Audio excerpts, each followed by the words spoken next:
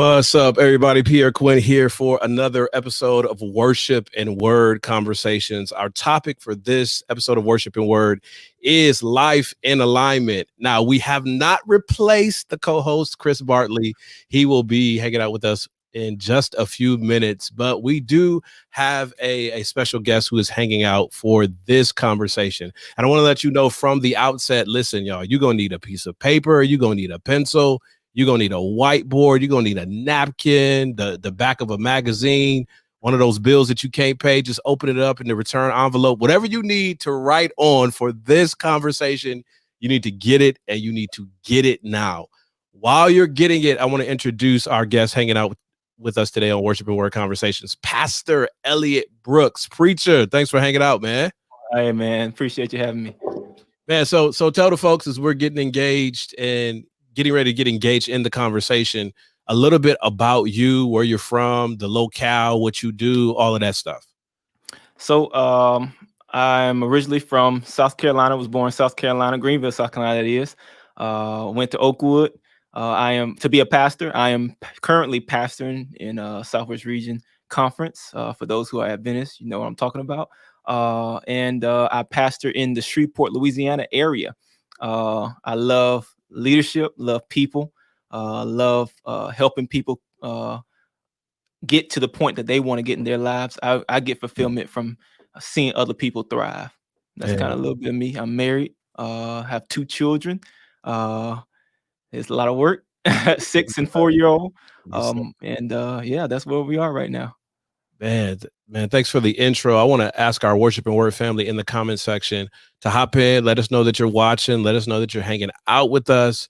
We need you to hit that share button. It's very important for our conversation this afternoon. I know the engagement is going to be crazy for this conversation. It was already crazy last night. Last night, Preacher, was wild as we were having a conversation regarding kind of our faith journey and the reality that a lack of faith doesn't prevent revelation, but a lack of faith impedes transformation. And it was wild. It was wild last night. So I know this afternoon is going to be no exception. So I need you to do 3 things. Make sure you got something to write with and write on. Number 2, hop in the comment section. We got Gerald Best, one of our OGs, checking in with us. We got Shannon checking in with us. So yeah, something to write with, write on, hop in the comment section and hit that share button, because we're going to talk about life in alignment. And one of the things that comes up in the context of pastoring and Preacher, I want to hear how it works for you. How often in the context of pastoral ministry, going all the way back to Oakwood, have you been around colleagues or congregants that have wrestled with, like, what am I supposed to do? What am I supposed to be doing with my life? How often has that question come up for you in the places where you've lived and served? Very often. Very often. I think that is one of the overarching themes or questions for everyone. No matter how old you are, I've met people through pastoring, through school, friends, others who, no matter what stage of life they are in, they're asking, what am I supposed to do with my life? Is there purpose? And what has probably been the most surprising is that a lot of older individuals I've come in contact with are asking the same question, because they put in their perspective, journeys, these kind of cue markers. And once they've accomplished them, they're like, I don't feel fulfilled. I thought after I get the big house or I get the nice car, I get the 6-figure job, I'm good to go. And they get those things and they are not feeling fulfilled. And I hear these things, and that's very intriguing to me. Yeah. I'd love to hear it in the comment section from our Worship and Word family. How many of you have wrestled with this question as it relates to purpose and calling and direction for your life? And what has that journey or question been like for you? Let us know in the comment section. We got our regulars, Aaron, checking in with us, Aaron and Charlie. We got Devontae hanging out with us, Delphine, the other half of the best, checking in with us, and Zav Hand. Hey, what up, Zav? He's a Worship and Word he's an alum, bro. He's been with us rocking. What? Yeah, he's been with us. So he says, what's up? And he also says, definitely him. He's wrestled with this question of calling, of purpose, and direction. So from your personal experience, your personal narrative, and even, because as preachers, sometimes that weight is, Pastor Brooks, you got to have an answer. Like, I'm wrestling with calling, so you got to have an answer for me. How have you navigated those conversations when people come to you like, what am I supposed to be? What am I supposed to be doing? I mean, it's a heavy question, right? Yeah, very much so. I think the first thing I've always tried to advocate, just because of my own personal experience Yeah. and journey, is to really invest in the time spent with God. Yeah. Because I believe that we cannot find purpose unless we go to the person who gives purpose. We cannot find uh, our purpose to life unless the one who gives us purpose tells us. Yeah. So for me, I always believe in practical things rather than just saying things. So for me, I tell people, get a journal, Hmm. write your fears, write your problems, write your questions, and talk that thing out to God. So I learned from seminary, the kind of the journaling process, Yeah. and the questions I ask myself is usually, uh, what is God telling me? Mhm. And then after I've gone through time just writing a lot about what I feel like God is telling me, and it matriculates through time. Yeah. Uh, but afterwards, I'm always responding with, what is my response to what God is telling me? Mm. Mm. Okay, let's hang out there for a little bit. We got what's God telling me, and we got what's my response to what God is telling me about what the direction I'm supposed to be going. Yeah. Man, I just know from my personal experience, man, the struggle sometimes.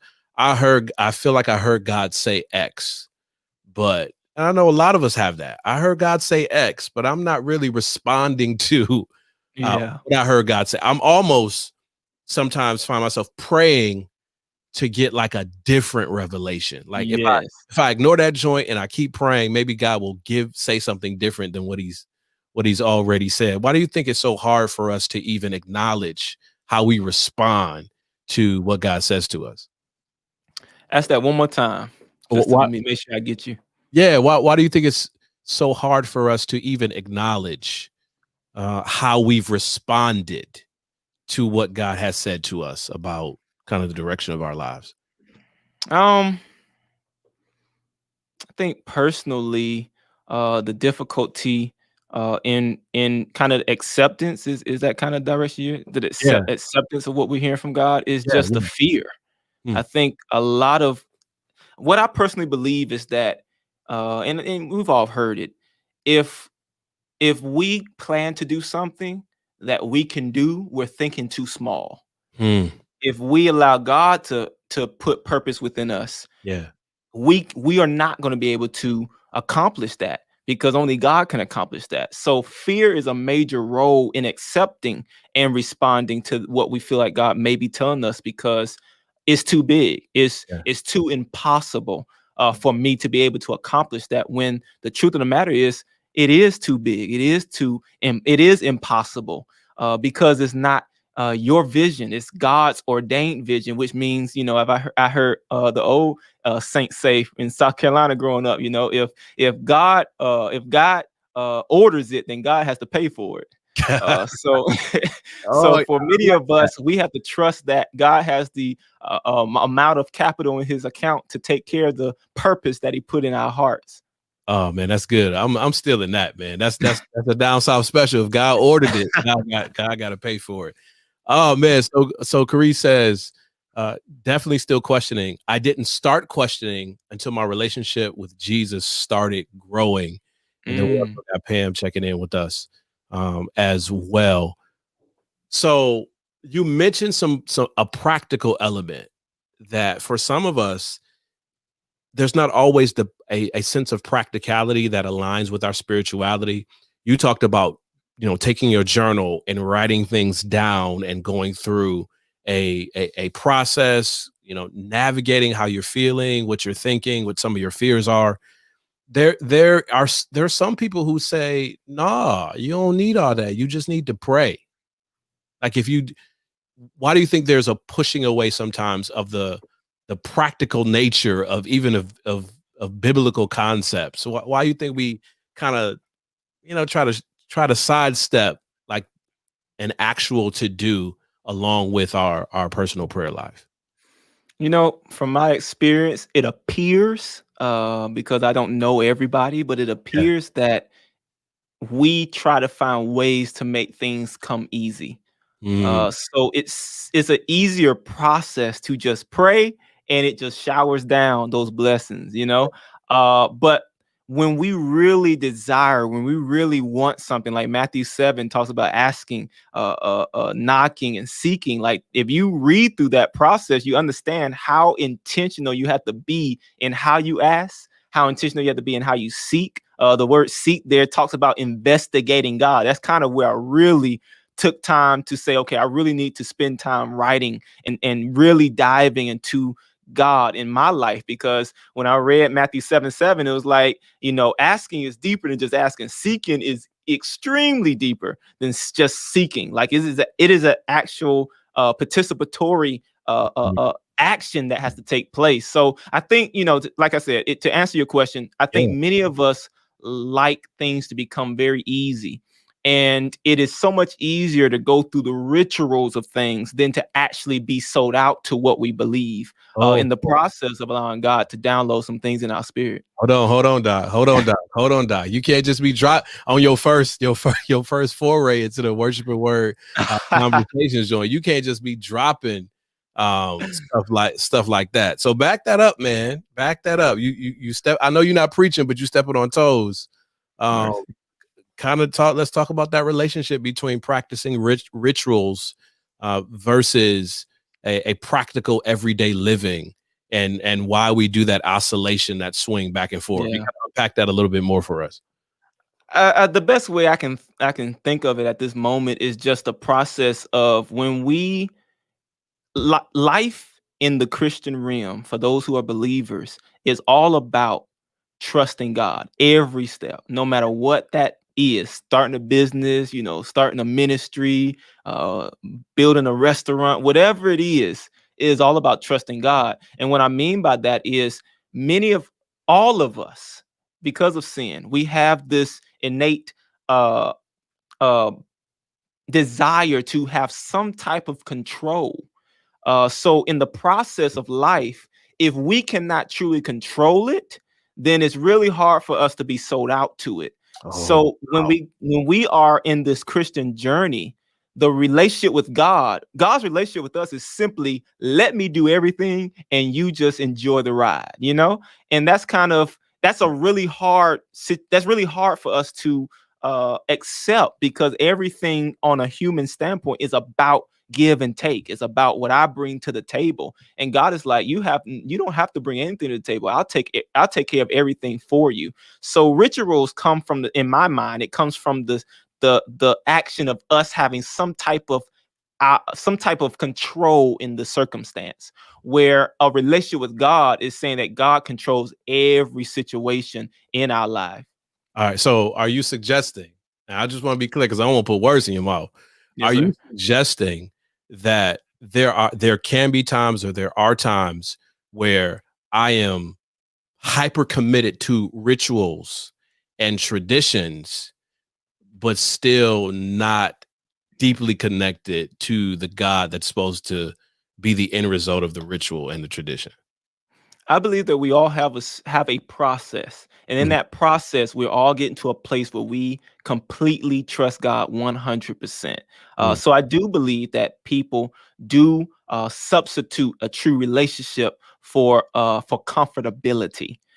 So as long as I'm comfortable in God, I must be doing well in God. But if you read your Bible, most likely, if you are uncomfortable, you're probably in line with what God's trying to do in your life. Ooh, listen.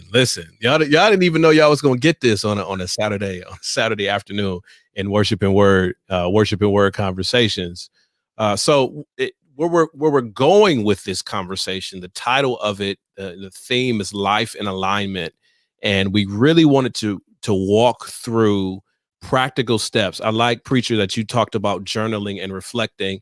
We're going to do part of that today because so many of us, and you've placed it in the comment section, that you have wrestled at some point or another in your life with direction, calling, purpose, next steps. What does that look like? And as we're wrestling with that, sometimes it's tough because we're in a relationship with people who are also seeking that. And it's like the Tasmanian Devil, Warner Brothers, Looney Tunes cartoon, where everybody's kind of flying over and trying to figure out the purpose of our conversation today. We're going to walk through practical steps and insights to get you closer to living in alignment. Now, I know Pastor Brooks is our co-host today, but he's also going to be the case study for this conversation. And when what we're doing, the way we do this on Worship and Word, you already know the purpose of framing things out for you in this way is to give you a template that you need to turn around and use in your small groups, in your churches, with your family and friends, with those who are close to you as we have these conversations. So I got to bring the man himself to join us as we hang out. Oh, I'm on mute. What's going on? What's good? Hey, I was in the background just listening. Pastor Brooks. He set the tone. He set the tone. So, man, I know people were worried. The Saints were worrying. Well, where's Chris? Is Chris going to be with us here on Worship and Word? There he is. We're all here together having this conversation before we transition to the space that we're going to talk about, Chris. As you were kind of in the background in the green room listening to Pastor Brooks, what were some of the things that were kind of sparked in your mind as you were listening to that conversation? The greatest, the most significant thing that he mentioned, which was the first thing, is God.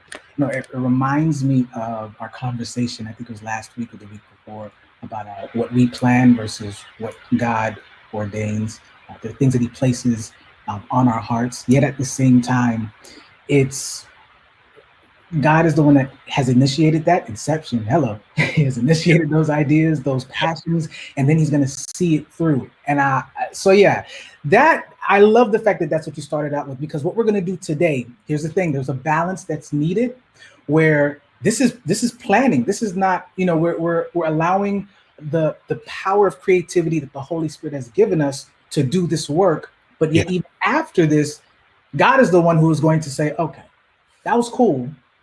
I think I could start there with you, but I got more. I think you mentioned that too. There's even more than you can imagine. Yeah. So there's work that needs to be done on both sides. And I think that oftentimes, you might have mentioned this, Pastor Brooks, we negate the work that we need to do. You said we need to journal. Like there are things that we need to do that God is not going to do for us. He's not going to buy the journal for us and the pen and make our hands. He's given us the capacity, the ability to do these things, and then he will bless those things as we are working towards them. So that definitely resonated. So, for Lana and Shelly and Michael, who just checked in, for Aaron and for Shannon and for Devontae and for everybody else, the Best family, for Zav. Hopefully y'all got something to write with, because listen, I'm telling y'all this conversation, we're gonna get halfway through it and you're gonna be like, man, I wish I had started to write some of these things down, because it's gonna scratch where you itch by the power of the Holy Spirit today. So Chris, frame it out for me, for us. Okay. This process we're about to embark in, and then how that relates to inviting Pastor Brooks to hang out with us today. Absolutely. So let me go ahead and share my screen here. That way we can let me go get something. See? That's the way I told y'all. let me go on ahead and work this out right quick. So what we're going to be dealing with here is called the Ikigai framework. Now, it's a Japanese word. And I don't want to butcher it either. It may be considered a belief system, but what it's talking about, or the premise of it, is doing what you love. Mm-hmm. What you're passionate with, you can make a profit from, and these things can align. How can you serve others while loving what you're doing and also living off of it? So this is a big thing, especially for those of us that are in ministry. And we have all, I don't care who you are, if you started taking it seriously and started getting honorariums or whatever the case is, y'all know We have all come to the place where we're like, that's it? You only giving me gas money for like we've all had that experience. And so this though is helping us to try to do it where you may feel called to something, whether if it's ministry or whether if it's, auto mechanic services, whatever it is. But then how do you also sustain a living doing that? God has given us the creativity to do that. So what this Ikigai framework is universal. What do I mean? I would say maybe about 4 or 5, I dare say 6 years ago, Pierre, what I did was just journaling myself, just writing some things out. And I came across a framework that looks something like this. And I'm just going to kind of sketch it out. It might be a little bit quicker this way. So for me, there were four circles. Oh my Lord. Circles are ugly. Let's go ahead and let's go ahead and use these pretty circles. The prefab circle. Yeah. Let's go ahead and do that right quick. So let me give me 1 second. Yeah. So the first circle was your reality. Like, where are you right now? What's going on? The second circle was your let me just duplicate. I think it'll be easier that way. The second one was your purpose. Mm-hmm. Right? So it's kind of, and this is where you got to do some soul searching, right? You really have to think about, okay, what is it that I really enjoy doing? And not even enjoy doing, what maybe I don't enjoy doing, but at the same time, God might call me to be doing it. All right. I'm just keeping it light for now because we're going to get a little bit deeper. The second or the third circle is your dream. Now, remember, guys, this is just me thinking about the things that I'm doing in my life. Where am I in my life? And then the fourth circle, and this is the one that oftentimes we may start off with, is your ability. Mm-hmm. So you have, what are you good at doing, right? Then you have what is your condition right now? What are you doing right now? What do you aspire to do? And what do you think are things that are the prevailing, sometimes it's ideas or thoughts or situations that you always find yourself in? You can't escape it. Yeah. The stuff you can't escape oftentimes may not be the things that you really want and dream to do. There's some hard work that needs to go there. And that's how come when Pastor Brooks was talking about God, I really believe that when he says, I will give you the desires of your heart, well, that means that you have to be alignment with what God wants. So now what I want is what God wants. God can give it to me. Yeah. So this whole idea between the purpose and dream is real. But then hold up, wait a minute. Can I even do any of these things if I'm not in the space? Financially, geolocationally, maybe socially. If I'm not in a space to do that, then maybe I need to transition. And then the other thing is also, this is probably deals with reality. Let's get real. Like, what skill sets do I maybe need to develop, or what do I naturally have? What comes natural for me to do? Now, I put their ability, but you can put their gifts, you can put their skill sets, you can put their talents, whatever you want. So that was mine. Then I came across, man. Hold on. Okay. Hold on. Because you about to go to overdrive real quick. You got, some people just was like, oh, word? That's what we're doing? Yeah. Let me go get a piece of paper and a pencil for real now. Yeah, so I want to give y'all time to do that. Shane has a question. Is Elliot related to Pastor Delroy Brooks in SoCal? I'm not, but we call each other cousins. Okay. Good people. Shout out Yeah. Good. Yeah, he's a Worship and Word alum too. So yeah, absolutely. So I want to go to this. I'm gonna put it back on the screen, Pastor Brooks, the framework, and I want to ask, and I'll take it off in just a second, Chris. Okay, that's cool. As you think about your matriculation through life, your growth, your pastoral training at Oakwood, even your family, how much has what Chris has been talking about, what he had in his journal, formally been part of those conversations? Like when you were training as a student at Oakwood or having conversations with your family growing up or even in high school, how much of it was, let's talk about your reality versus your dream versus your ability versus your purpose and find sort of that sweet spot? Yeah. Or was it just like, man, pray, let the Lord lead? That's a very good question. Because I say that because background is such a major role in a person's journey. Yeah. Understanding their makeup. To answer your question, it was more so kind of pray and seek for God's wisdom and direction in life. You kind of tried to hear what other people would say about your gifts. There was not an adequate equipment of how to, what's a good word? How to comb through each layer Mhm. of what that purpose may be, because you can get a general sense of purpose and not really understand what the core nucleus of that is. So I knew that I was called to be one that inspires people to follow Jesus. Yeah. But I did not, or was not equipped to understand the depthness of what that could be, how multifaceted that could be. And so for me, it was kind of what's the good word? Kind of default. Go to Oakwood, become a pastor. Yeah.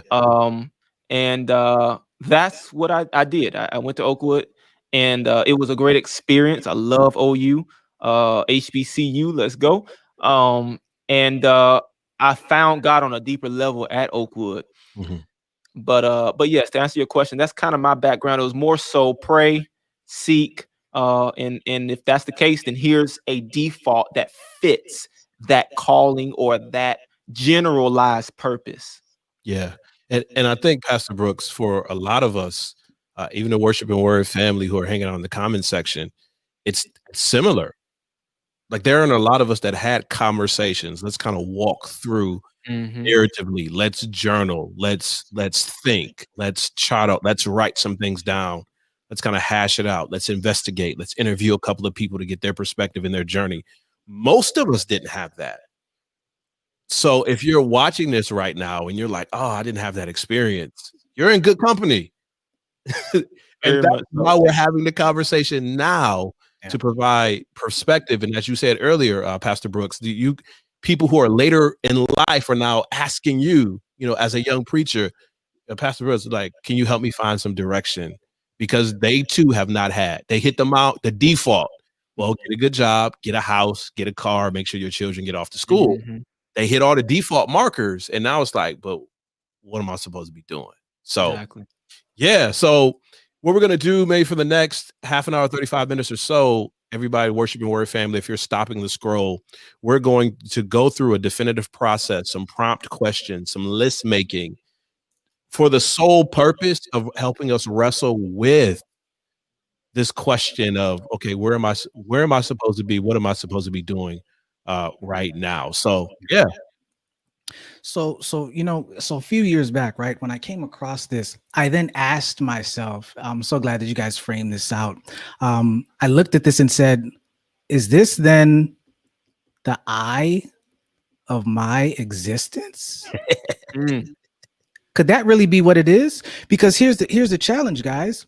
A lot of us will we will couple maybe two, perhaps three together. But if I know what I'm good at doing, but and I live in my current state, I may never be fulfilled.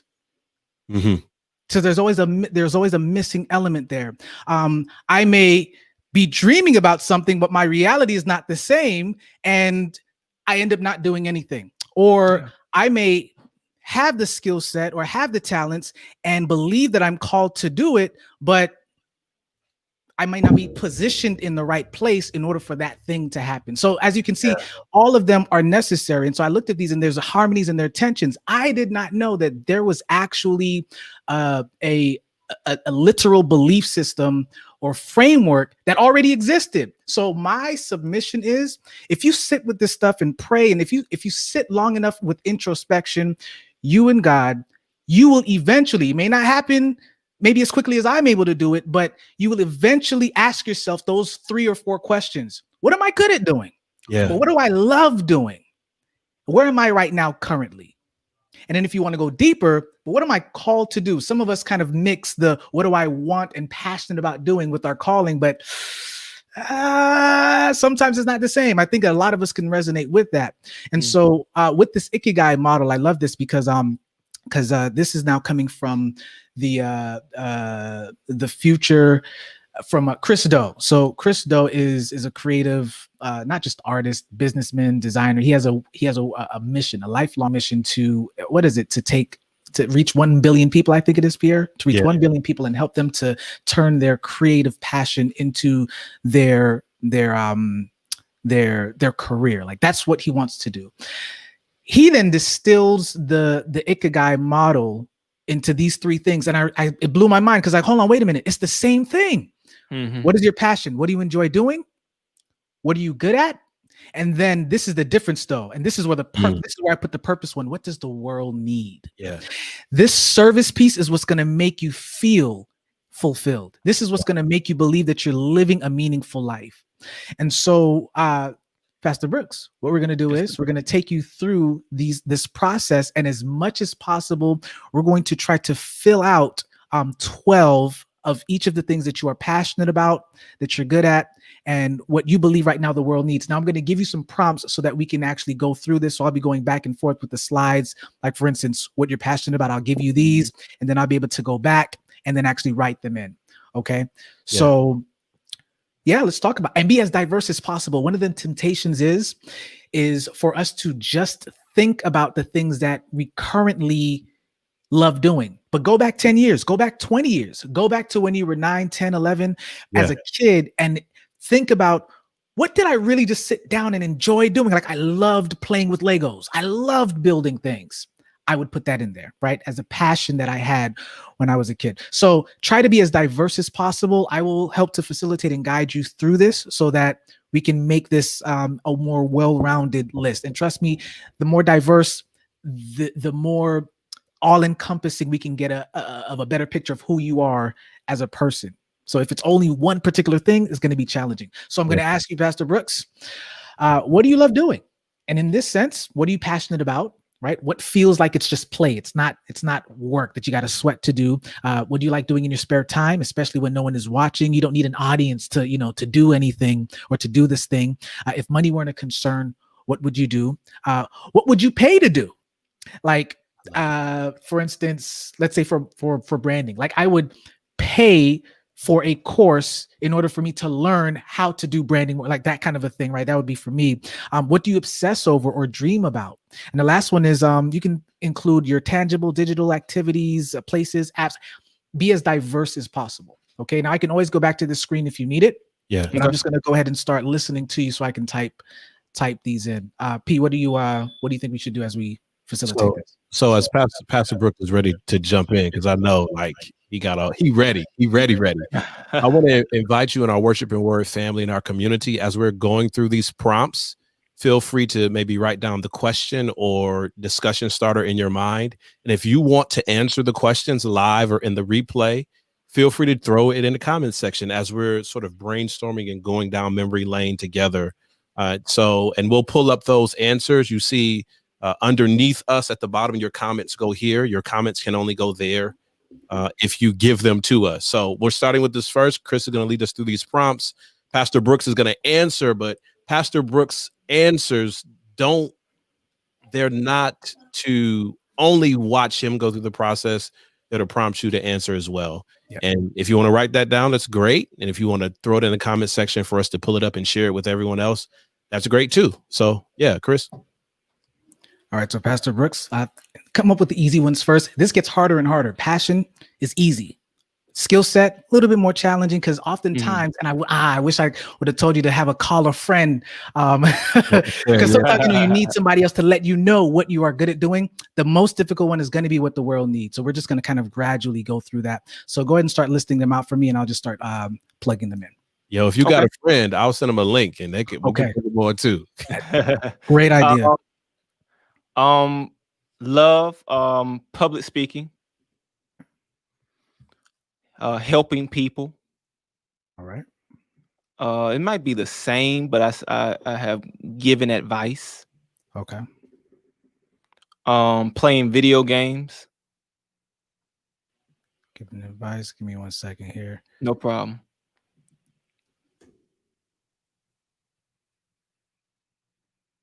And I love the fact that you added, playing video games. That's what we're loving. We want to have a diversity.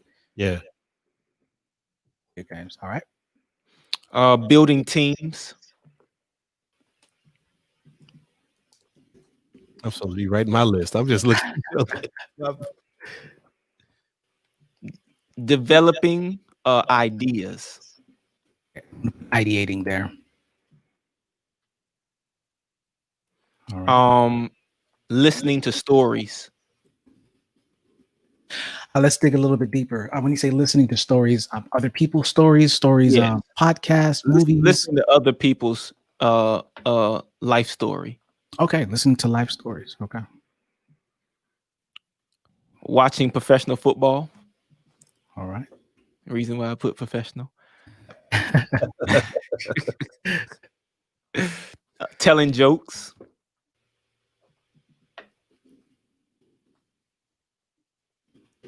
Let me dig a little bit deeper. Is it to see people laugh? It may not be. Maybe to tell you may be telling your own self jokes. For you, what is the outcome for that? For me, I just love to see people laugh. Okay. I love to eat. Like if I could pay somebody to just let me eat all day, I'll do that.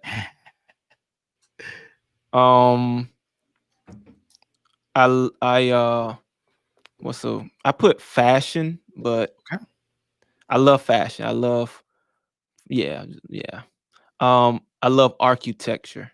And more directly observing architecture. I just love looking at unique architecture, like literally all day. Gotcha. Pastor Greg Brooks, your cousin.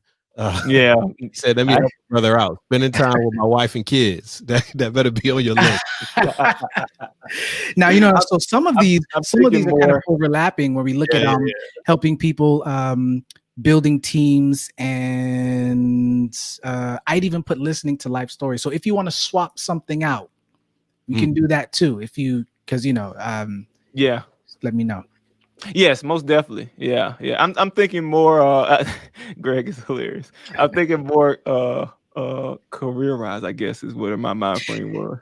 And you know what? That's usually the temptation. We want to be able to expand beyond just careers. So that's like I kind of mentioned those two, or even giving advice. I totally skipped that one because we can kind of lump those together. Yes. But if you can think of any that would, like, giving advice, definitely I think trumps helping people because it's more specific, right? Sounds and good. So you might be able to find another passion that extends beyond just helping people that we could use here. Yes. So think about it. I want to, I know that since we're live, I'll, No, we're good. We're good. We'll give you a few moments to think, Pastor Brooks. And as he's thinking, I just want to ask our worship and word audience, Net Strong through the listing, gardening, reading, cooking, making hand soap, body butters. Nice. Feel free to throw the list of what you love in the comment section for us to kind of share and read together, or answer this question. When was the last time you made a list of all the things that you love doing? Yeah. Because remember, our theme is life in alignment. And for some of us, as Pastor Brooks was saying earlier, we have rituals and practices and traditions, but sometimes we don't get as introspective with our personal spirituality. And these simple, practical things, doing many of them is often an opportunity for God to speak to us. Absolutely. So if you want to throw your list up for us in the comment section, or you want to answer the question, when was the last time you took the time to write down the list of stuff that you love? Shannon says never. So we're praying that changes after today, Shannon. Yeah. We're praying that change. Shane, also for you, we're praying that changes after today. That after today, you sit down in prayer and meditation and reflection, write a list of the things that you love. Yeah. Greg says traveling, developing software, coaching / mentoring, playing dominoes. Yeah. Tell Greg I don't see his family on there. Oh man. No, hey, here's one that is a very I haven't shared this, but I was thinking about it. But one thing I catch myself doing a lot, and I just love to just stare. Very weird, but I just love to watch my kids eat. Okay. Okay. Like that brings me joy. Yeah. Because What they're would you little. put that So it's under? I'm like, trying to think of. Do you? Okay.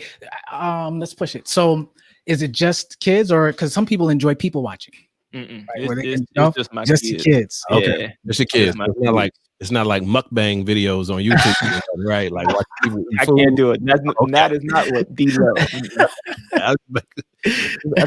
I, I need clarity. I just need clarity. Yeah. So let me do this last list before you transition, Chris. Okay. Hazel says never. She's never made. So our prayers that this is the last. Like after today, you'll not be able to say never. Yeah. You'll be able to say on Yes. January 23rd. Carrie says never made a list of what I love or what I'm good at. I've been told to, but always thought it was a waste or unnecessary. The easy way out. Okay. All right. So we're pushing back against that a little bit because it is vulnerable. Even if it's just you, it's vulnerable to take some time and process and then place that against where you are in life. So Lana says she loves traveling, meeting new people, relaxing by the water, puzzle, word games. Is that like Sudoku? Is that word search? Let me know. Laughter, listening to music, cooking. Shelly says eating, logistical planning, hanging with loved ones, working with people in need. Devante says playing games, public speaking, reading the Bible, listening to music. And Mika says she's only done only applications listing my hobbies on apps. Okay. All right. All right. This is good. Hey, I'm loving the transparency here. And a lot of us are coming up with them very quickly. Yeah. Yeah. And they're diverse. So really enjoy that. And you know what, Pastor Ellie, I just want to add this here that you didn't mention, and that's okay. You might mention, you know what? Let me save that. I want to save that because I don't want to inception. Yeah, I wanna create no ideas for you. Let's work through the what are you good at. So these are the skills, the things that you don't necessarily have to enjoy doing, but you're good at doing it. Let's roll. Writing. I don't know I guess less words to use here, but explaining content. Okay. When you say explaining content, Like breaking things down. If something was presented, I'm very gifted in how to make that more simplistic. Making complex ideas simple. Public speaking. Explaining. And you start to see things start to align when what you love doing is also what you're good at doing. All right. Listening. Okay.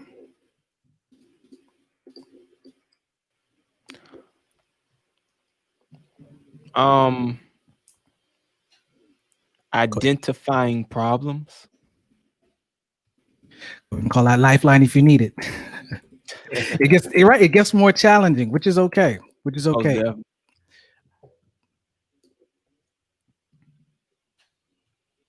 Now I'm starting to see here that a lot of them now are starting to look for all intents and purposes pastoral. Right.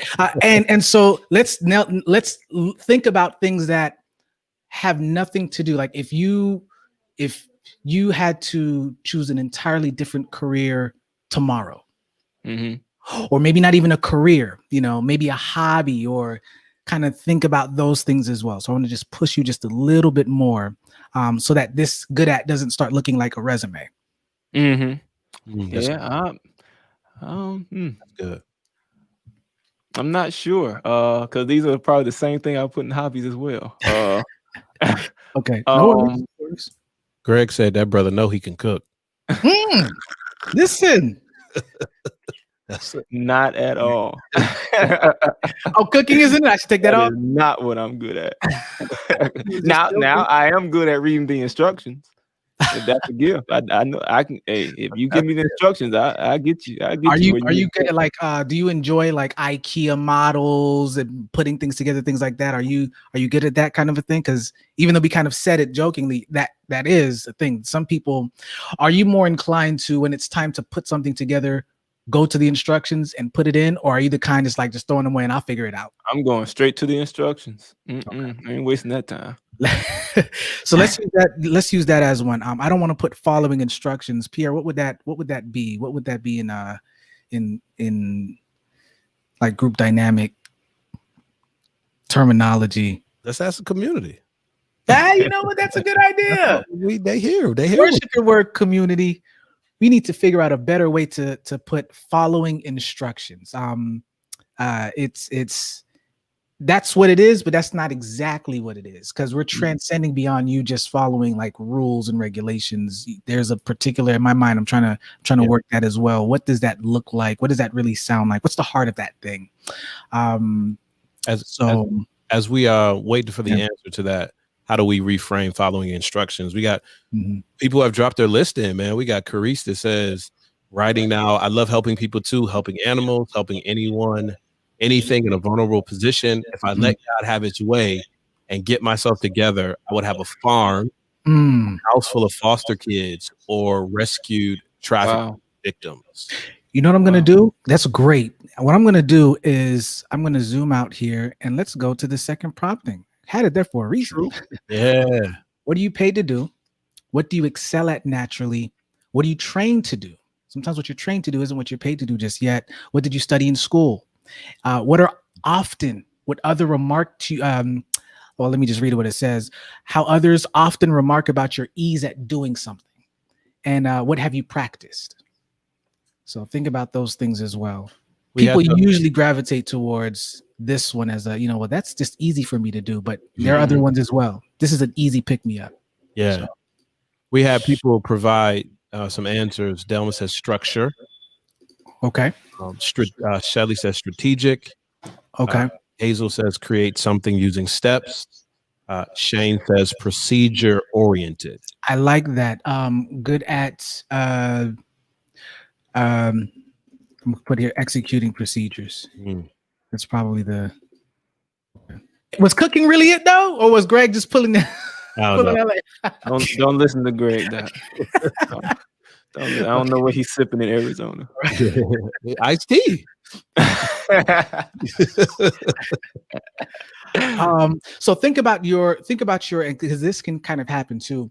So think about your last few milestones in your pastoral career. How long have you been a pastor? You might have mentioned this, but 5 years.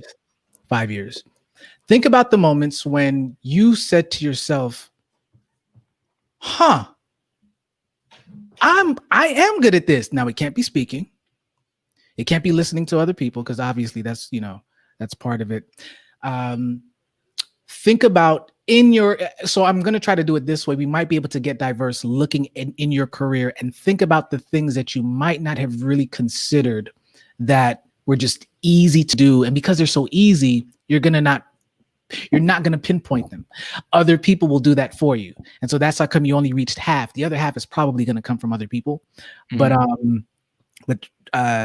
Yeah, just sit with that just a little bit before we go to what the world needs, because you'll see in the end, the more that you have here to pull from, the more strategic we can get at the end, kind of putting all of this together.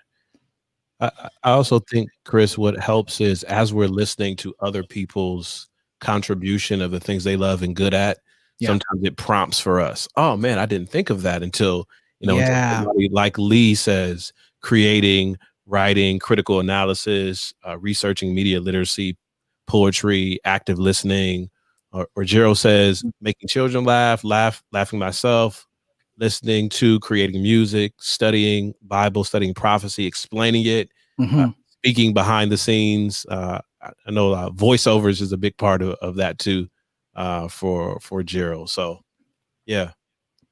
Greg put here attention to detail. Is that something that you resonate with? Yeah, very much so. That's a skill. So. Listen, that is definitely a skill. So I'm going to put that there. That's actually different from the procedural one. All right, Greg, I'll give it to you that. And, typically in a brainstorming session, what Pierre just mentioned is what we actually do. We actually use Post-its instead, and we take other people's ideas and we just it's called divergent thinking. Just put as many as possible, and it really does help you to, oh yeah, that's right. It will spark some kind of memory Yeah. or something that will allow you to do it without really just kind of merely copying. It's not about copying, it's about inspiring. And sometimes it's just Yeah. that one trigger word that'll really help you. Are Yeah, there any others that we might be able to pull up here? we got a couple. So listen, this happened with Shelly. It also happened with Cerise. Mm. Listen, if we are mispronouncing names, y'all, give us the phonetic joint in the comment section. All right, don't have us out here looking crazy. All right, so right. yeah, pronounce And for Cerise. I got Yes. it now. I will never forget it now. and for those of you that are wondering, it's not Shalita, it's Shelter. Yeah. So you know, because we say Shelly, but for those of you that don't know, you Yeah. probably would be like, oh, that no. Listen, So, yeah, we've been bad. We've been butchering it. So just go Listen, ahead. That's why it's a community. I They mean, just work you sit on the Supreme Court and you say Kamala, and she's like, that's not my name. She was like, repeat after me. I, Kamala. She was like, let me pronounce it the way it's not Kamala. It's not. All right. Yeah. So help us out with the phonetic spelling. All right. It's gonna help us in the long run. Absolutely. All right, so Shelly says good at public speaking, teaching, writing, encouraging others, emotionally supporting others. Hazel says shopping for anything and everything for myself and for others, everything fashion, doing puzzles, crossword and jigsaw, watching TV, helping women and others with self-image, visiting nature parks, going on long drives, traveling to Grenada. Nice. Devontae says I love writing, public speaking, cooking, and telling jokes. Lana says making something out of nothing, food, activities, lesson plans, research. She enumerated hers. All right. Talking and relating to young people, smiling in difficult situations, executing a plan, card games, and trying new things. That's good. So that kind of sparks something. Shelly also says I'm good at training and mentoring others as well. Let's take a look at your humor, right? Love telling jokes. There is an art to it. Now, you may be a good joke teller, you may be a terrible joke teller. Just because we love it don't mean we're good at it. But let's just assume that you are good at it. What could you probably pull from that would be considered a skill or something that you are good at doing? We talk about punchlines, talk about reading people, timing. Reading people is something I do have on my list. Okay. But quick off my feet, however way that can be. Okay. I'm pretty quick. You're quick-witted. That could be a thing, right? Yeah. It'd be quick. But you also said reading people. What would we call that? Discernment? Want to get fancy with it? Yeah. Is that okay? Reading people. We'll leave that open for now. Okay. Let's just know that you got a few more to do, but let's move to what the world needs. Now, this one can be a little tricky. So take a look at it. Oh, wait, did I add it in there? Oh, I don't think I did. Oh yeah, it's right here. But I didn't. Oh, but I didn't add the right. Okay, so let me read off the list for you. Hold on, give me 1 second. So that's not the. You want to switch it out? We got time. Okay. Yeah. Let's go ahead and I'll pull this down. Yeah. So we'll take a couple of more of these. We have Lana said number 8. Don't forget interior and exterior design is on her list. Shannon says, I love playing video games, painting, cooking, bowling, creating things, helping others, watching medical shows, nature, talking with others. She says, I'm good at planning, administration, SharePoint, facilitating research, and computers. I don't even know what SharePoint is. Somebody help me out. Shannon, help me out with SharePoint. Sound real smart. SharePoint is like Google's workspace for Microsoft. Okay. You can share documents and that's a small part of it, but you can basically share almost anything from Outlook, anything, files. Okay. PowerPoint. So Gerald wants to know, and I know it's a question you're processing too, So quick, you were good at joning in school, joning, playing the dozens, doing the whole thing. Is that what you really try to say? Is that what you really try to say, Pastor Brooks?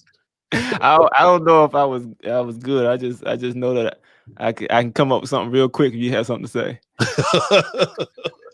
we go translate that as a yes. We go. We know you got to try to crack no jokes on Elliot. He coming back for you. Okay. All right. So collaboration web-based software dashboard. Okay. So Shane says, Loveless, video, photographer, technology, helping, spending time with youth, church, cars, cycling, TV, food, travel. Let me just let y'all know, in the Worship and Word community, the fact that some of you are sharing, and I know some of you are writing lists, or you're sitting with your family discussing things.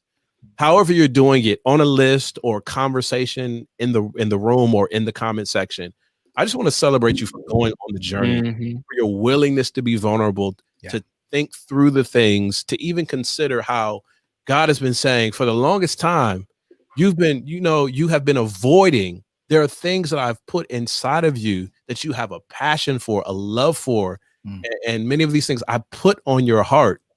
And as this reflective exercise for you has become a form of worship. Now sit in that for a few minutes, because you haven't done it. Wow. You haven't taken the time to celebrate that God has blessed you with a penchant, with a desire, with an appreciation, and with a skill set to build and mature in these areas. So, yeah.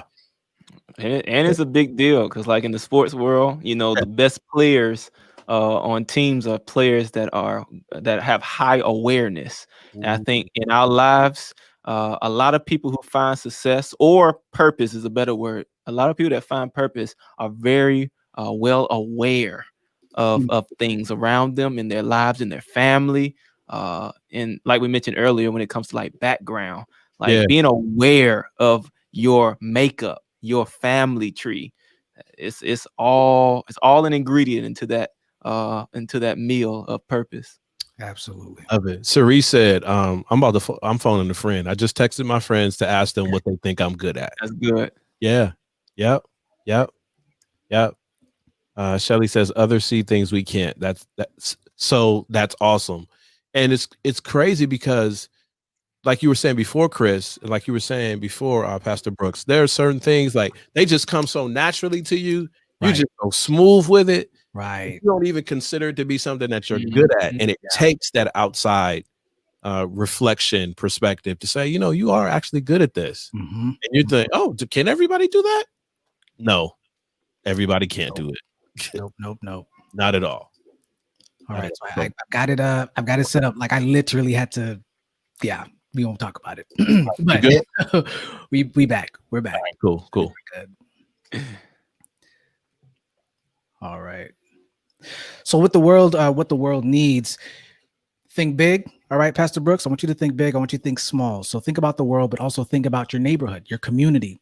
Think about the opportunity in general to serve other people. Think about what's trending. Don't think about trends. So like fashion was one of your things that you love doing.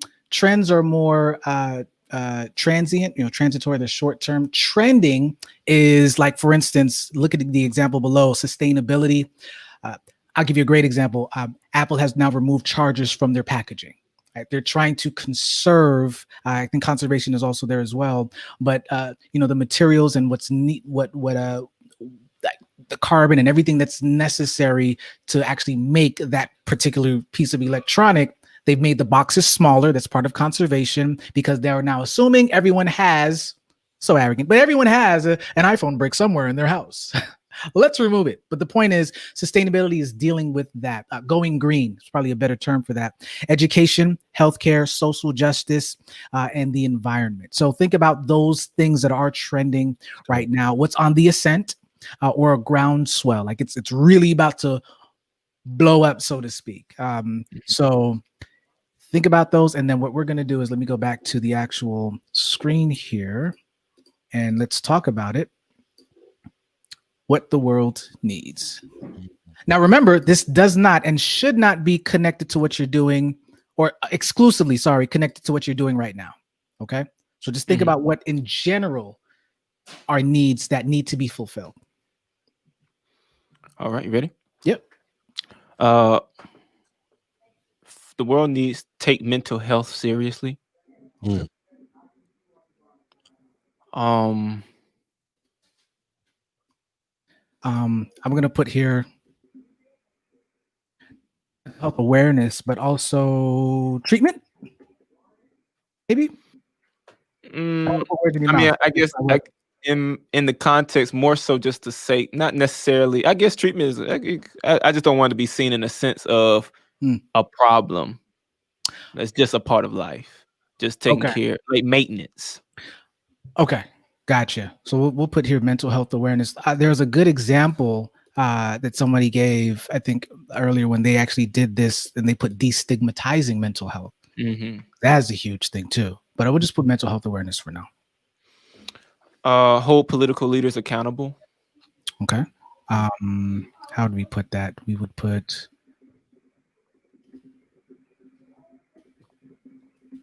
okay. Financial freedom from debt. I felt that in my shondo. Have mercy.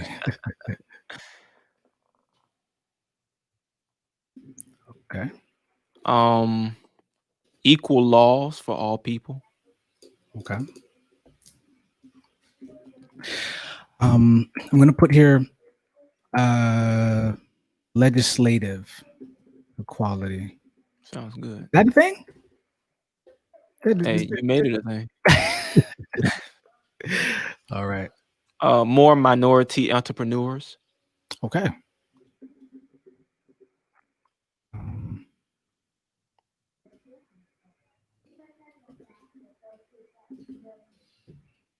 All right. Healthy. I don't know how to put this. You help me. But the healthy communication, in the sense of, I think more families will stay together if more families knew how to communicate, healthy ways of communication. And I Okay. think that, So I don't know how you want to communication. word that, but more family oriented when it comes to the tightness of spouses or children or parents, just the fact that communication there has to be an understanding of healthy communication. Here, improving communication within families. We can tweak it, but at least we know exactly what you're trying to, or the keywords, which is Mhm. communication and families, and the fact that with that they can actually grow more healthy. Healthier lifestyle. Okay. In what ways? A little bit there. I'm thinking eating, diet, and exercise. Okay. So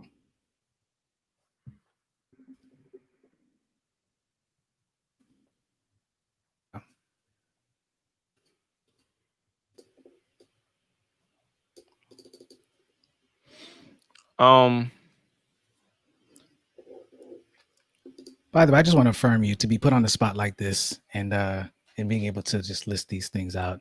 Yes. I affirm you, sir. It's not easy. It's not an easy thing. I appreciate it.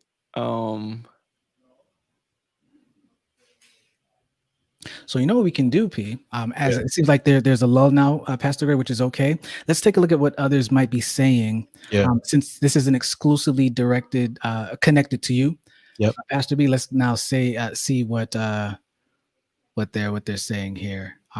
Before we track some of these, Chris, I just want to say, Pastor Brooks, as you were sharing your list of what the world needs, and I was nodding my head in affirmation, what can be a inhibitor sometimes to us when we're brainstorming is we're waiting on someone else to affirm our perception of what fits into these categories. And it's that's the vulnerability piece of us doing it in community. And that's why I think we need to experience both. So you've gone through these lists by yourself. You've done some brainstorming and processing and praying over it. And now you're bringing the list to this community that we have. But the quality and placement of the idea is not dependent upon my affirmation of it.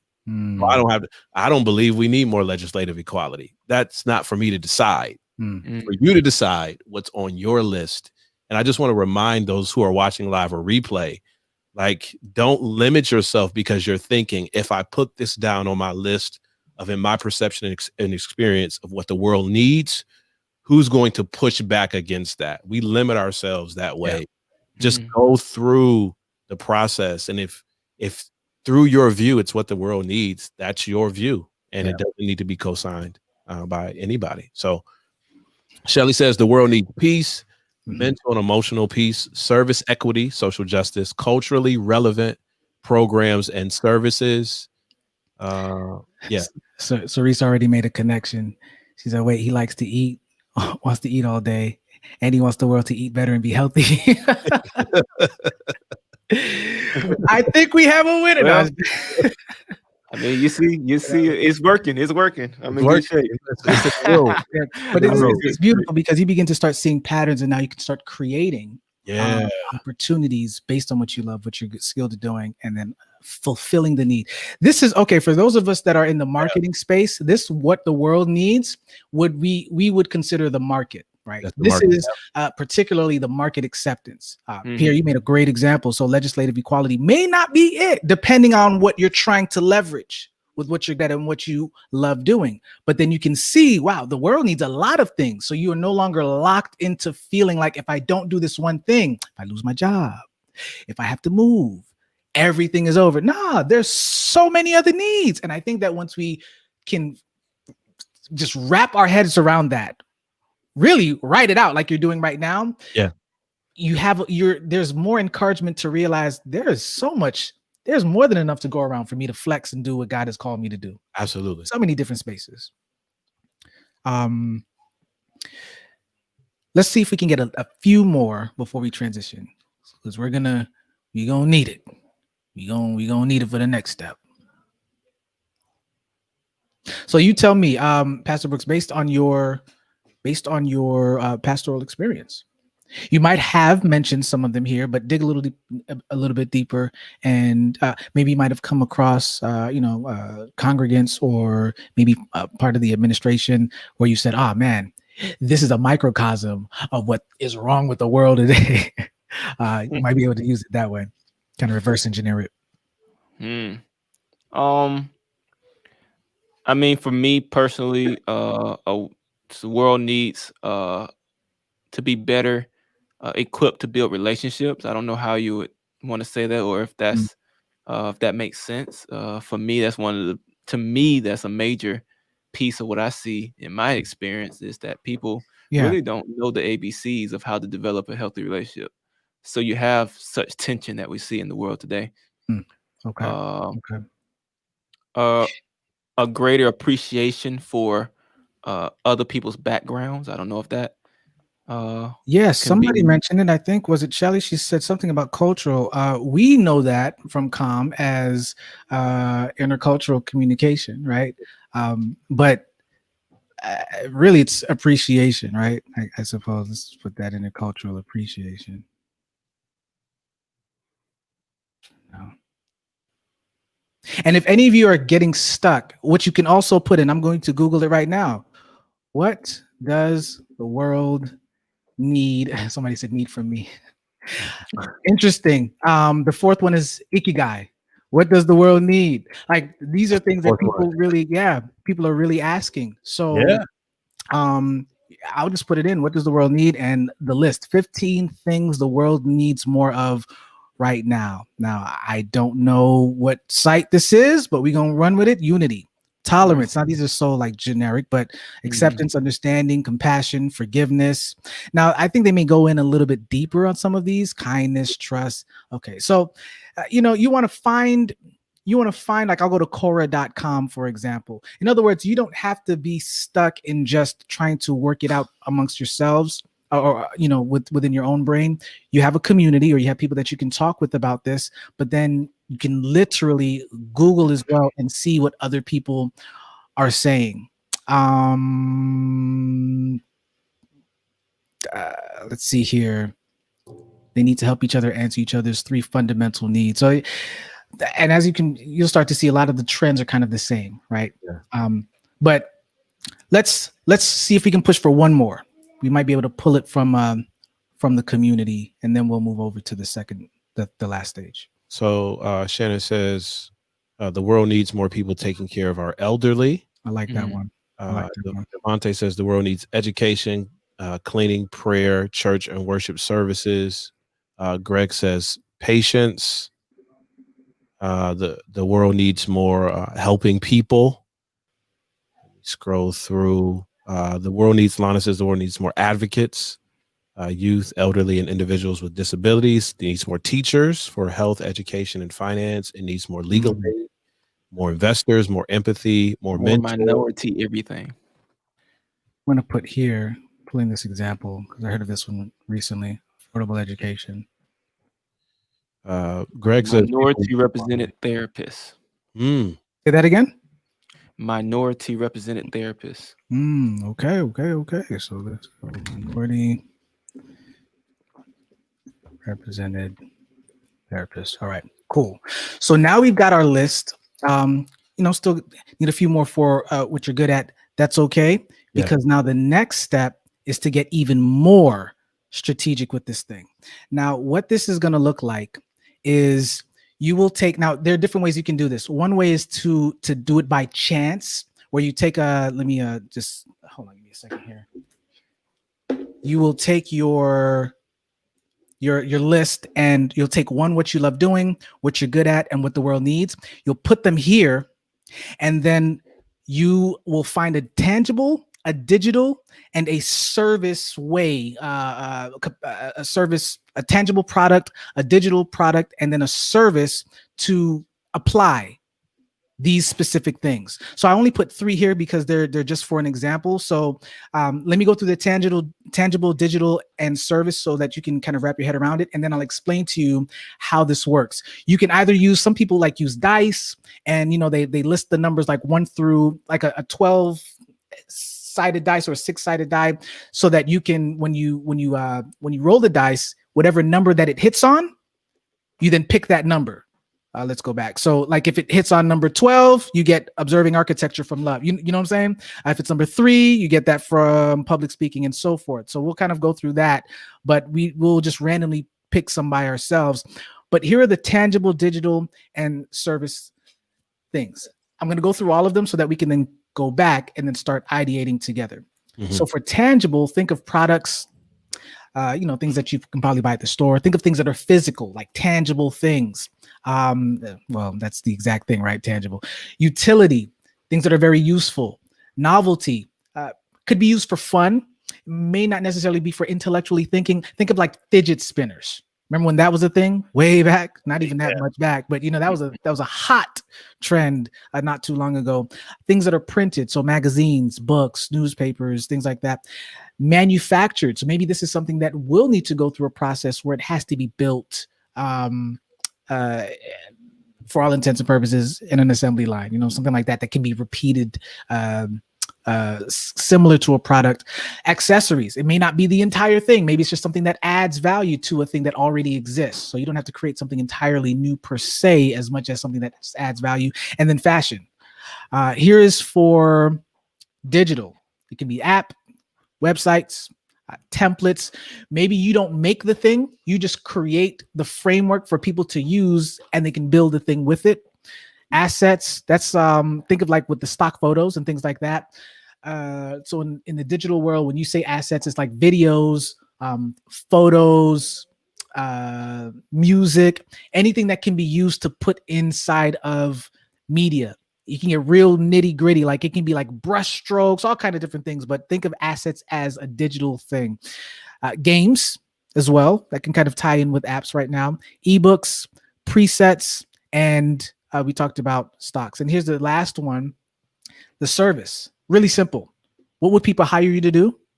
What can you do that will help others? And what can you do that is just designed to solve problems? Okay, now we can always, if you want me to go back, we can always go to them. What we're going to do is we're going to take one passion, one skill, and then we're going to put them here at the top. Okay, so it belongs here in the first section. And then what the world needs, we're going to take all 3 and then try to put that one here. Okay, I know that's a lot to take in, but we're gonna first, because these two are easy to do. So let's do an example. So let's say that you want to take public speaking. So that'll be number one, and making complex ideas simple. Number two. So let's go back here. Let's create this. So we're gonna say, what did we say?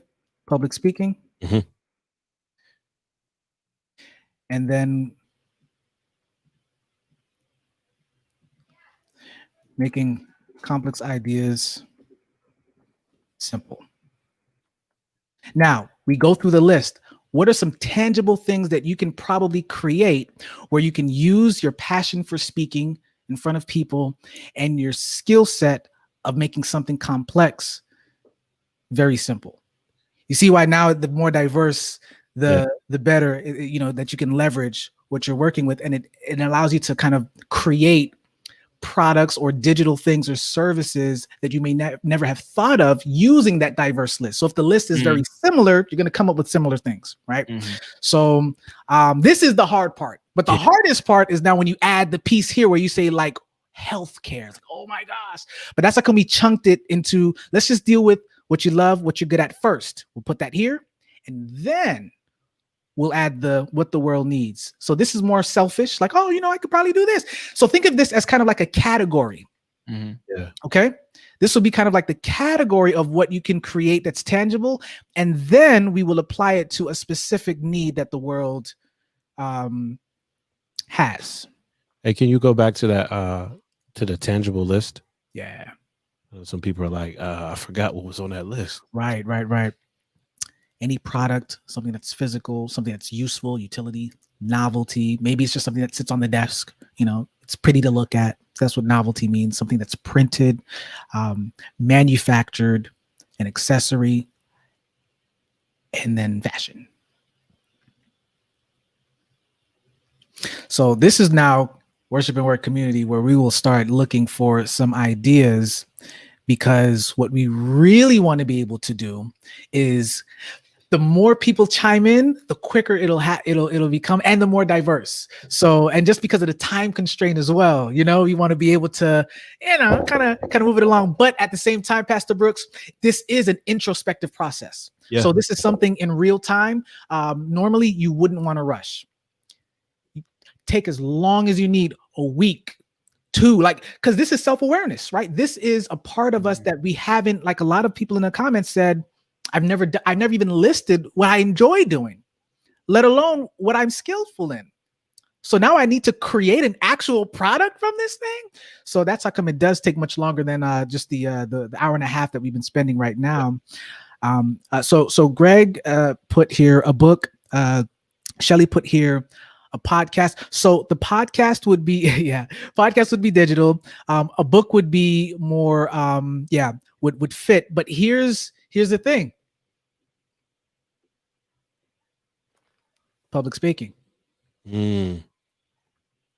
So let's start ideating. Now, if we put writing there, that would probably be one thing. But I think that, Greg, because you said that, it's now sparking something with me. Shelly put here a workbook, right? Maybe what if you were able to take your ability to public speak and maybe share tips or pointers on how to do it more effectively. You know, I think that's still the greatest fear, isn't that right, Pierre? Like number one fear is public speaking. Number two, I think, is death. Can you imagine? Death is beat by speaking in public. So what if you were perhaps to take a workbook? So let's do that. Let's write workbook, and then we can add now an actual need for the world. Now, if we did this, by the way, Pastor Brooks, if we did this, I would definitely push you a little bit more, but, you know, just so that we can get the ball rolling. I think this is a good space to start. Now, let's take one from the world. The reason why we do this randomly, you don't have to, is because you want to be kind of as objective as possible. So I'm just going to choose a random one. Developing healthy, that's so easy. Let's say minority represented therapists. That sounds like a good one. So trying to choose one that we may not have normally chosen. So, right. Now, how can we use your ability to public speak by taking complex ideas and making them simple and applying it to the need of representing minority therapists?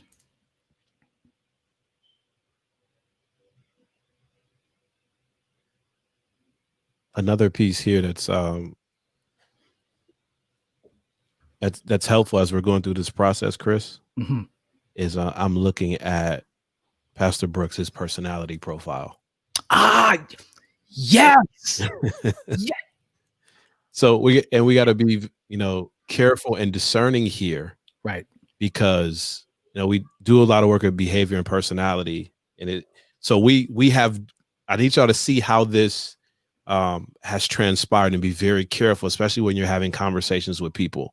So Pastor Brooks, and this is just my observation of the process, so you're going to have to give me some clarity on where I'm off or not. You have wrestled with those first 3 questions prompts before, right? You had a list of things to put. So it was easier. Even you've gone through that transparency exercise. You've done some deep thinking. Now we are literally in uncharted territory. And everyone's personality responds differently in uncharted territory. In uncharted territory, for me, for Chris, it's let's think through this thing out loud. Let's just slap paint on the wall. Let's see what sticks, what becomes like an abstract painting, and that's going to be the idea. For some people, and I'm sensing from you, Pastor Brooks, like, wait a minute, nope, this is going to require deep introspection, deep reflection, because you're real in terms of, I have it here, constant improvers tend to be sensitive and introspective. They feel more comfortable on their own than in the judgment of the real world, and they're sensitive to their environment. So before it was you process, you had the list, you were ready to go, boom, boom, boom, boom, boom, boom, boom. Now this is a new thing, a new part of the process. And now we're literally asking you to be open to a digital community who now can weigh in on how you're interpreting these 3 areas. So sometimes when we're going through these exercises and coming up with life alignment and dealing with questions of purpose and destiny and calling are usually not a one session activity. Right. Exactly. It's going to require some, like Cerise said, I'm going to have to call some friends and get some feedback. I'm going to have to pray. I'm going to have to process. I'm going to have to bring my notes to the conversation versus making the notes in the conversation. So I want to even affirm the pushback I'm feeling right now from you. I want to affirm you in that, because that's you being true to who you are. Now you got to give me some clarity. Where am I off? Where am I close in what I've shared? I think that's pretty accurate. For me, is all about thinking through and very deeply. So there's some sense of understanding and some sense of making things sensible. So I think that's very fair. Very fair explanation. Yeah, I think this is a good point for us, Chris, to process, to look at some ideas that are coming from the community. That Pastor Brooks can maybe take and kind of pull on like taffy in his own space. And then maybe offline, the 3 of us get together and, with this section of it, right, because of his style and personality. And you got to be discernment piece, y'all, as as ministers and people who want to help people, sometimes we want to help people through the lens of us. Right. I'm like, yo, we $1.25 in, we almost here. Let's just grind it. Let's get it out. Pastor Brooks like, listen, I need you to read these nonverbals. Cool. You know what I'm gonna do? What I'm gonna do here is, as we're looking through the community, let's refine this a little bit. So we're talking about making complex ideas simple. A workbook might, for many, seem still complex. So what if we made it a deck of cards? Now we make it very simple for those who would now, in some form or fashion, now we have this deck of cards. And what if it's used now for minority therapists? What if it's used to create? It'll probably work better as an app, but what if it was like a list?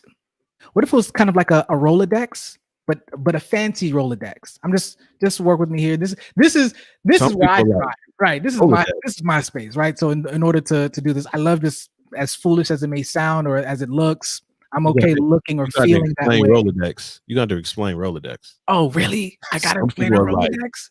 Lord. I don't know what that is. Yo, oh man, I wish I could share my screen. Have y'all seen, like, back in the day, there's these little cards that's like in this system that is like on a spool. Yeah. And you have this knob at the side and you just kind of turn them to find the person, the contact back in the day. So it would kind of be that kind of a thing.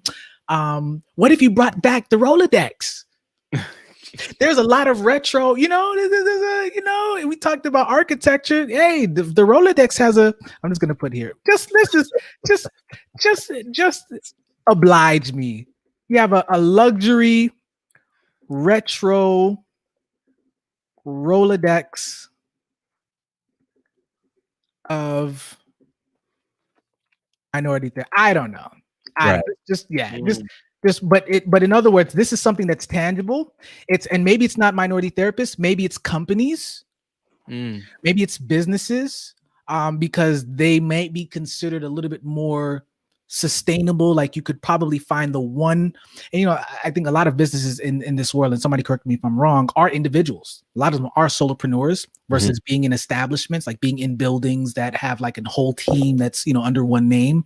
But and even if it's under one name, some of them are kind of contracted by, you know, to themselves.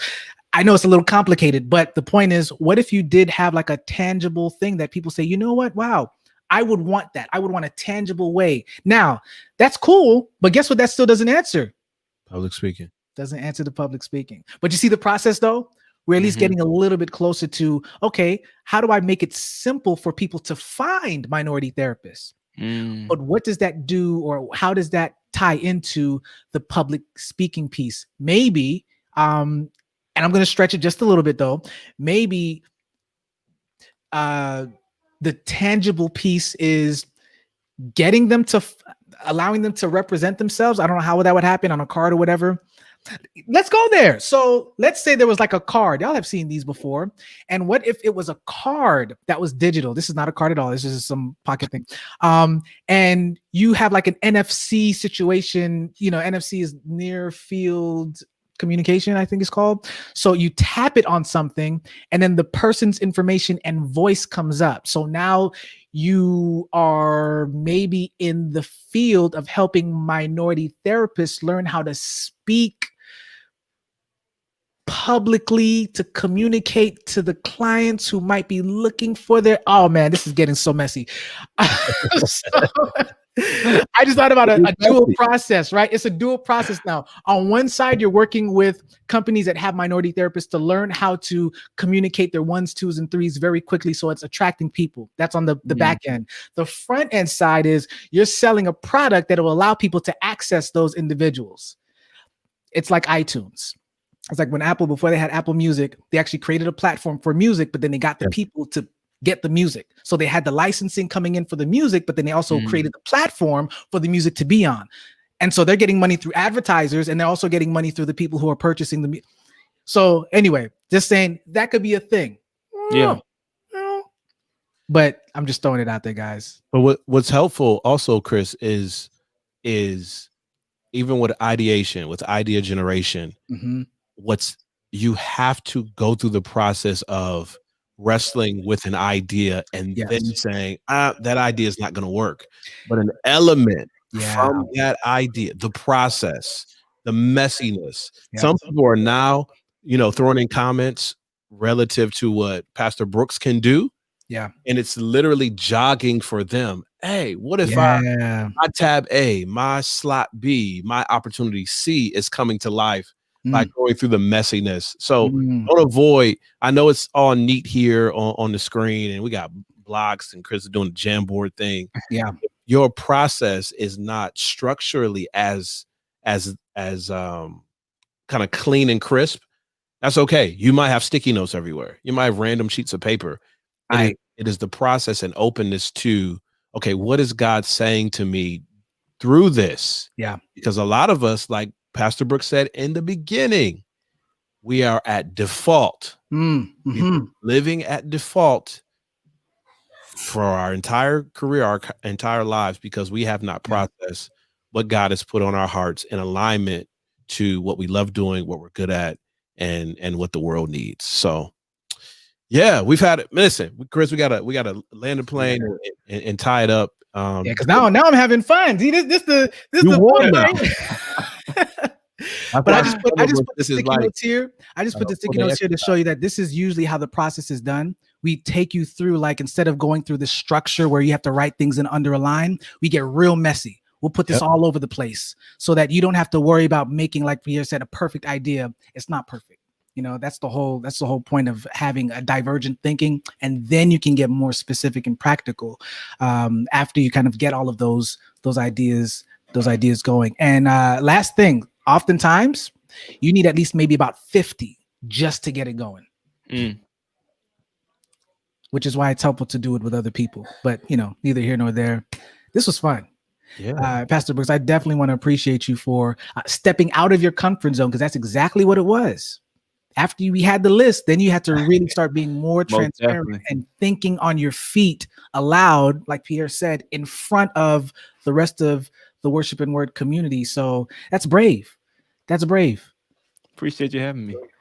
Yeah. So, as we're processing, as we're going through this, even this exercise and some of these methodologies, as you look at conversations with your wife, as you look at what ministry looks like for you inside of the church and traditional spaces, and even in the marketplace, what was helpful about what we did together to get today in community? What was helpful for you? I think what's most helpful is just the perspective. I think we're unable to see certain things and to have another perspective. A part of the process is really important to help you see certain things. There are quite a few things that I've taken away from this experience to help me kind of see some things that I have not seen in that type of perspective. So I think collaboration is always beautiful. I always love collaboration because of what it brings, this different and diverse perspective, and it comes together for this beautiful picture. So I think that's a very much needed and more focused piece that needs to happen in church as well as in the marketplace, is more collaboration and less isolation. Yeah, man. Well, I want to encourage you, y'all, with your small groups, with your family, even family worship, as you guys kind of reflect on what God is saying to you in 2021, take some time to process, write some things down as a family, as a small group, as a board of elders, as a church leadership team. It is hard to take people on a journey that we have never been on, or that we're not going on ourselves. Yeah. So we're trying to give off all this information. This is how you find your purpose, your calling, your sense of direction. But we have not gone through that process, and it's hard. Things get lost in translation. So absolutely. Yeah, Chris, how'd you feel you've done it, you do this, like this is your life, this is what you do. But how did it feel like in community, live with Pastor Brooks, people in the comment section? I'm chiming in too. How did it feel kind of driving the process for you? in my element, right? In my comfort zone. What was different though is because it's a little bit technical, but that's fine. I was using one screen. So as I'm kind of getting into the zone, I really had to listen to verbal cues. And I did notice when Pastor Brooks got a little quieter and then you chimed in, I was like, we were in sync. We were in sync of like thinking there's only depending on the platform that you're using or the space that you're in, how there's only so far that you can go, especially when it comes to work like this, before we can get either, we can retract a little bit or it just gets overwhelming.